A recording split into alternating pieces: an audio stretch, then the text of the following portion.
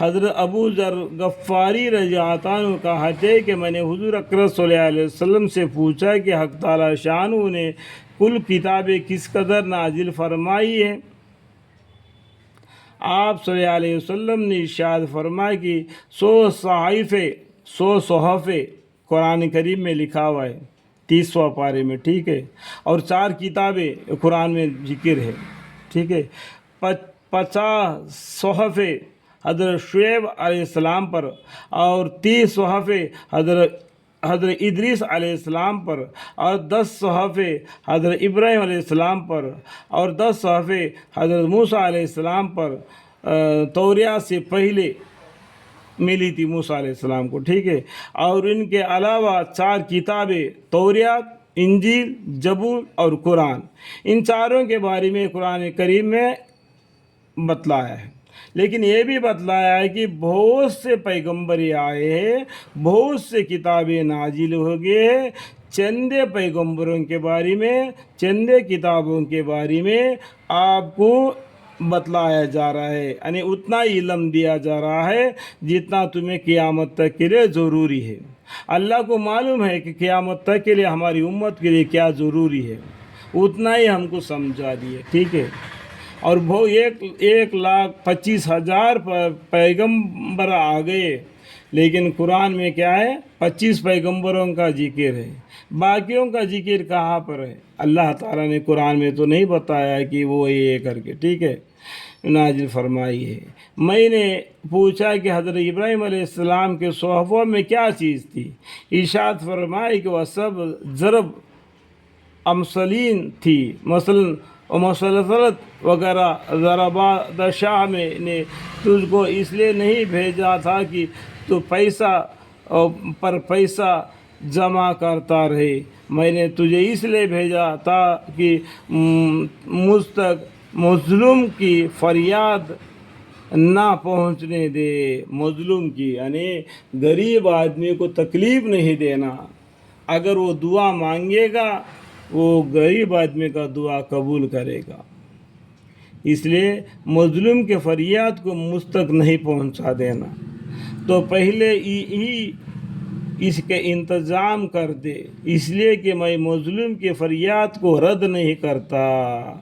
پہلے ہی غریب آدمی کو تکلیف دینے سے پہلے اسے راضی کر لے، اگر اس کا دعا مجھ تک پہنچے گا یعنی اللہ تک پہنچے گا تو اس کا دعے کو اللہ تعالیٰ رد نہیں کرتا، اگر چاہ فریاد ہی کافر ہی کیوں نہ ہو۔ دیکھو کافر کی دعا کو بھی اللہ قبول کرتا ہے، ہم بولتے یہ کافر ہے اس کا دعا قبول نہیں ہوگا، یہ کبھی نہیں کہنا یہ کافر ہے کبھی جنت میں نہیں جائے گا، یہ کبھی نہیں کہنا۔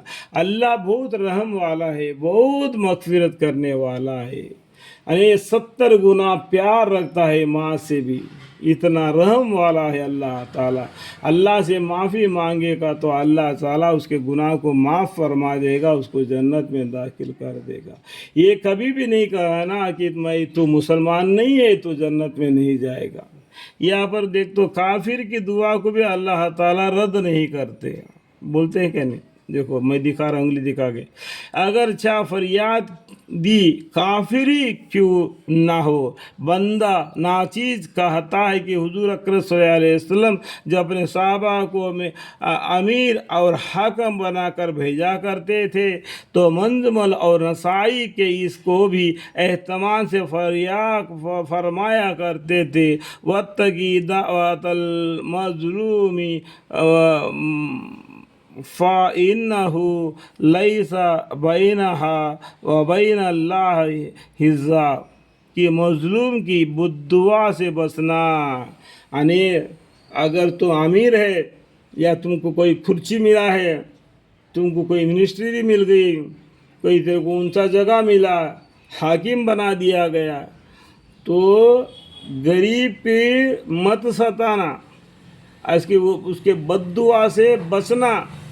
اس طریقے سے پیغمبر صلی اللہ علیہ وسلم کسی کو امیر بنا کے بھیجتے تو اس کو یہ سمجھاتے، اس لیے کہ اس کے اور اللہ جل شانہ کے درمیان میں حجاب اور واسطہ نہیں، حجاب اور واسطہ نہیں، غریب آدمی اور اللہ کے بیچ میں حساب اور واسطہ نہیں ہے۔ غریب کی دعا اللہ تعالیٰ ضرور قبول کرتا ہے، تو اتنا ہو سکے اتنا مظلوم کے اوپر زبردستی نہیں کرنا۔ بدترین آج مظلومہ کی ہنگامہ دعا کردن، عجابت آج دری حق بہر استقبال می آئے۔ بترس آج مظلومہ کا ہنگامہ دعا کردن، عجابت آج دری حق بہر استقبال می آئے۔ اللہ